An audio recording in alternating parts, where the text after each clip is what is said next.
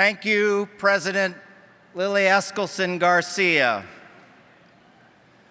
Vice President Becky Pringle, Secretary Treasurer Princess Moss, members of the NEA Executive Committee, delegates, association staff, special guests.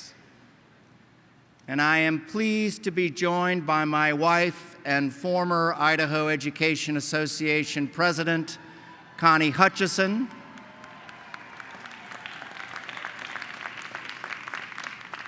and my sister, Katie Stocks Brown.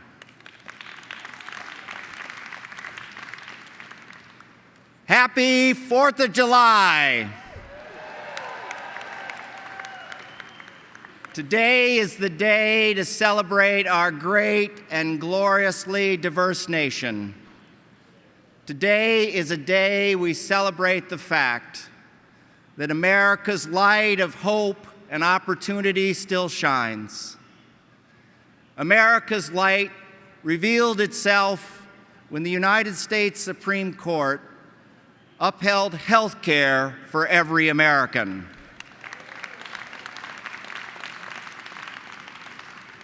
America's light showed itself again last week with the Supreme Court's marriage equality decision.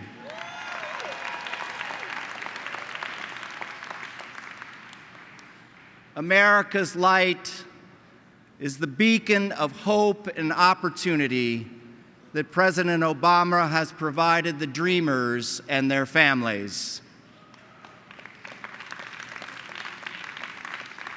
And on this 4th of July, we celebrate you. You who go to work every day, ready to bring America's light to our children. After all, you are educators, and educators are the very embodiment of the light. I am so mindful that the past 3 weeks in particular have been full of both joy and pain. Friends, we have good reasons to celebrate, but we do so with our eyes wide open, for we know that all is not well in our country.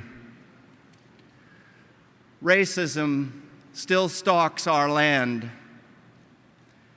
I am deeply proud of this assembly for recognizing that institutional racism lurks in the shadows and taking responsibility to bring it to the light.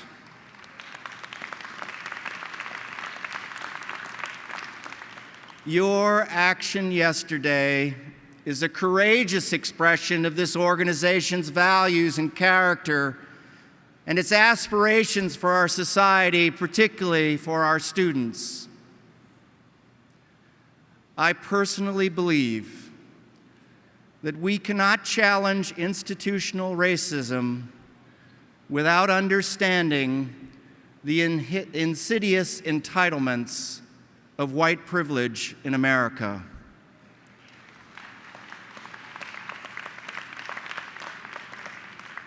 White privilege is something that those of us who have benefited from it, like me, need to spend time confronting if we truly believe in racial equality.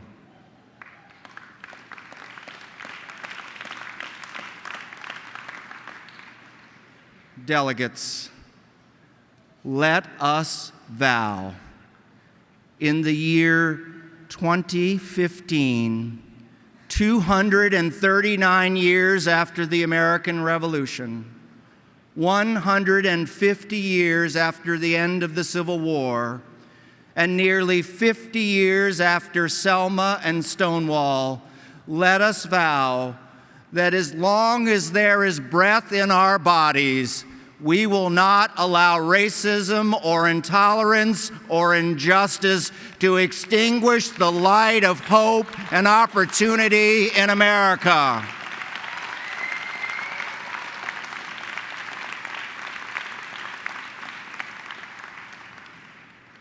Trayvon Martin, Michael Brown, Tamir Rice, Eric Garner, Freddie Gray, Walter Scott, the victims of Mother Emanuel AME Church. After each one of these horrible atrocities, I have wondered how you, as educators, confronted the trauma that America's students brought with them to school the next day. How did you answer your students' questions about whether they were safe? How did you answer your students' questions about whether people who kill others in cold blood might be found innocent?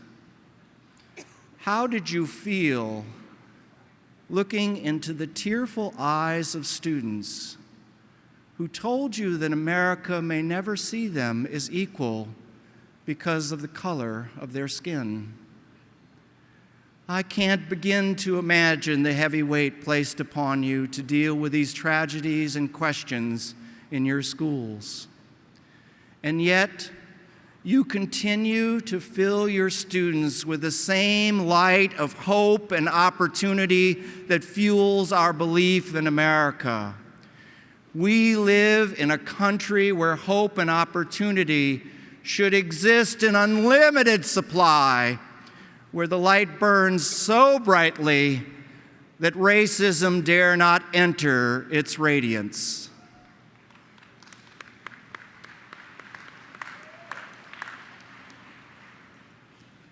Delegates, I'm afraid that the light of hope and opportunity is at risk in this country. Income inequality continues to rise. We know that when families struggle, students struggle. We know that when communities struggle, schools struggle. The majority of students in our public schools are now eligible for free or reduced cost meals. That's right. The majority of our students now come from low-income families. This is a stunning fact in a nation with the largest gross domestic product in the world, a nation with the most millionaires and billionaires anywhere on the planet. It is a fact that is impossible to ignore. It is a strong, clear signal that our social, political, and economic systems are failing millions of Americans.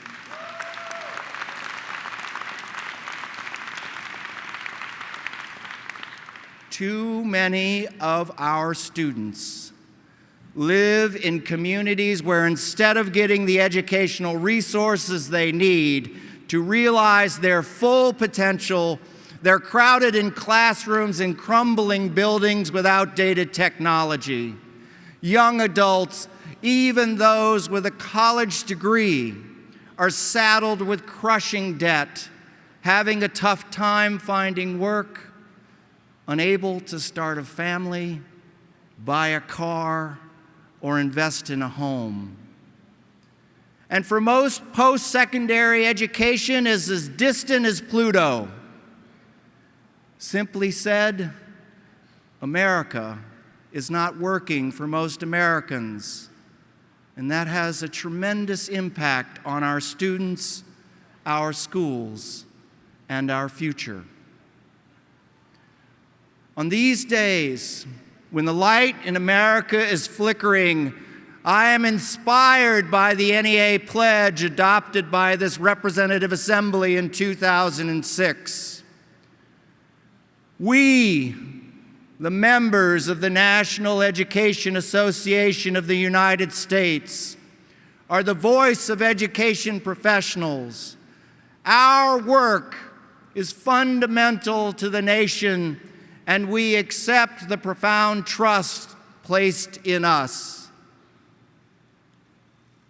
Delegates, our work is fundamental to the nation, and that trust is a sacred trust, rooted in how we live our core values.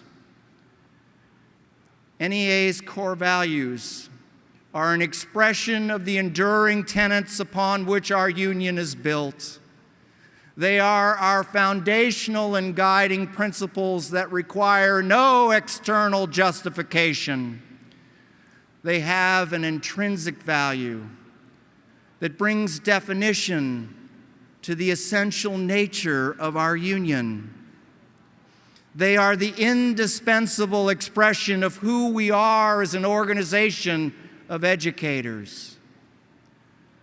Our core values boldly state, we believe in a just society. We believe in equal opportunity. We believe in democracy. We believe in partnership. We believe in collective action. We believe in professionalism.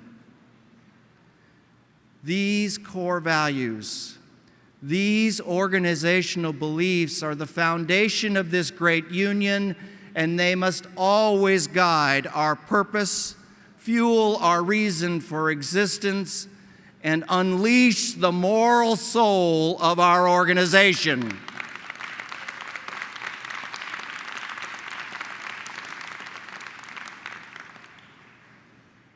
Our core values tell us who we are. But why do we exist? What is our purpose? What is our mission? Our mission is to advocate for education professionals and to unite our members in the nation to fulfill the promise of public education, to prepare every student to succeed in a diverse and interdependent world.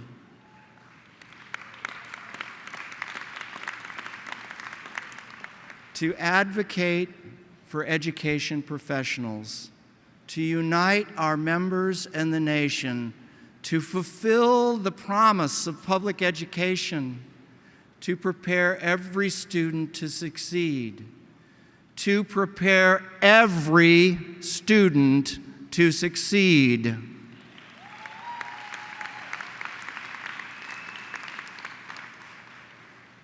Despite the flicker in America's light, I truly believe that our opportunity to live our core values, fulfill our mission, and doggedly pursue our vision of a great public school for every student is possible. Why do I think that? Why do I think it is possible now in this difficult time in our history? Sisters and brothers, I've been an organizer all my life. I've been a part of progressive causes and social justice organizing my entire career.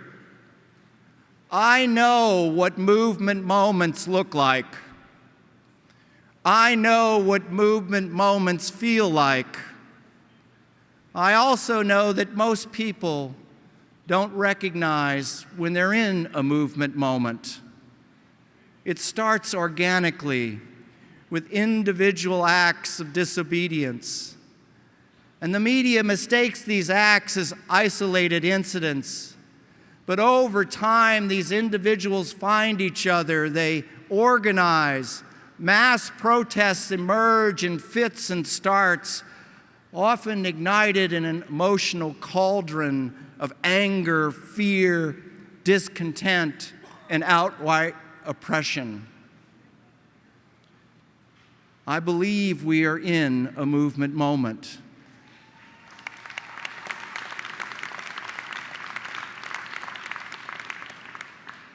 And more than that, delegates, I believe the conditions are ripe for a movement of a new American majority.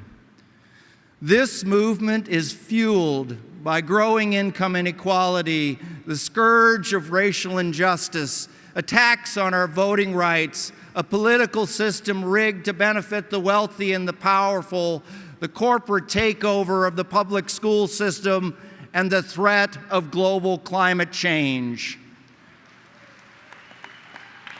The signs of this growing new American majority can be found in new organizational formations like Occupy Wall Street, Freedom to Marry, Moral Mondays, Black Lives Matter, the Fight for 15, the Dreamers, and Next Gen Climate.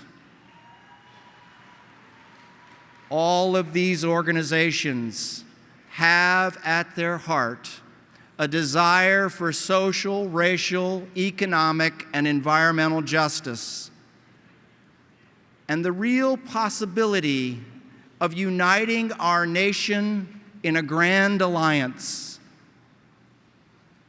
In this grand alliance of the new American majority, I see African Americans, Hispanics, American Indians, Alaska Natives, Asian and Pacific Islanders, and whites. I see people of faith and people not of faith who believe in a moral universe. I see native-born and immigrant people. I see gay and straight people. I see young and not so young people. I see union members and non-union members, and all people who fervently believe that every child in the United States of America deserves the opportunity to succeed.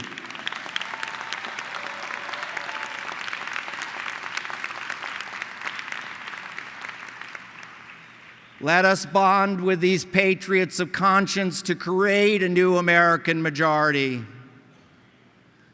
So I ask you, what is our contribution as educators to this new American movement? Public education is the most enduring social institution in America.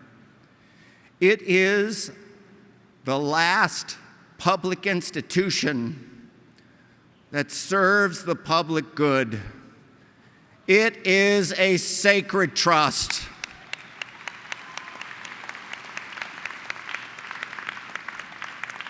And as we predicted, the test, label, and punishment regime of the so-called education reform movement is being rejected by a growing number of Americans, and it is about to collapse.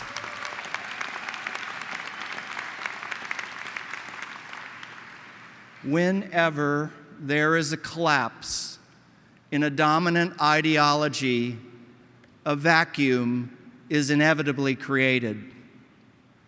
That vacuum can be filled by an enlightened alternative vision or more harmful reactionary dogma.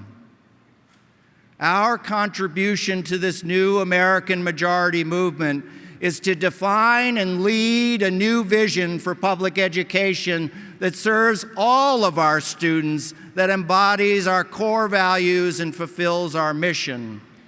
After all, you are the heart and soul of education.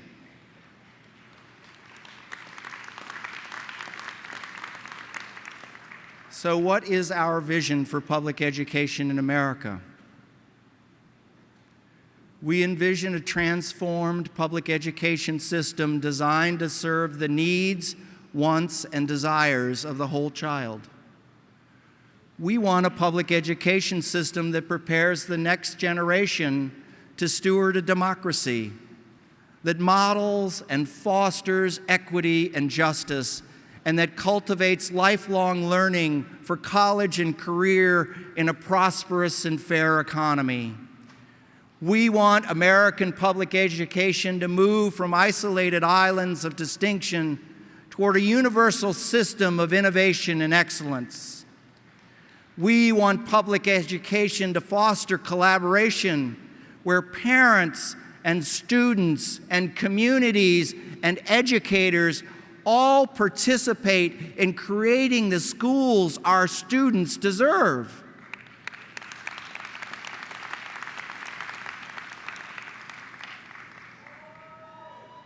We demand that all of our students have an opportunity to learn. We want all of our students, regardless of their zip code, to receive the support, tools, and time necessary to learn.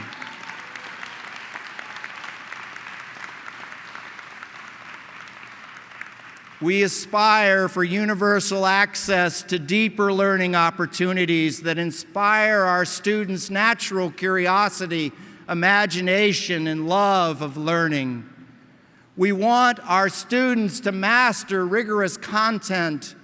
We want our students to be critical thinkers and creative problem solvers. We want our students prepared to be citizens in our democracy. We want our students to have a caring, qualified, and empowered educator. We want caring educators with resources, training, mentoring, support necessary to connect with each student in order to discover her passions and unlock his potential. We want qualified educators who maintain the highest professional standards in service to their students' learning. We want educators who are empowered to use their voice, professional expertise, and judgment in the best interest of their students.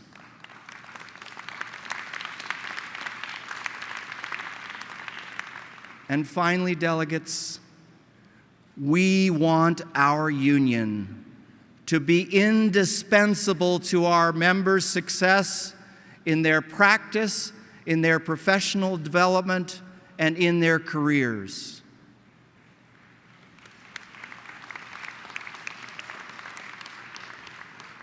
We know what needs to be done for our students. The question is, who will fight for their future? Will it be us? I submit to you that there is no one better to lead this movement than educators, and not just any educators. Educators who are trained as advocates, who are organized, who are empowered to take the lead, and who belong to the NEA.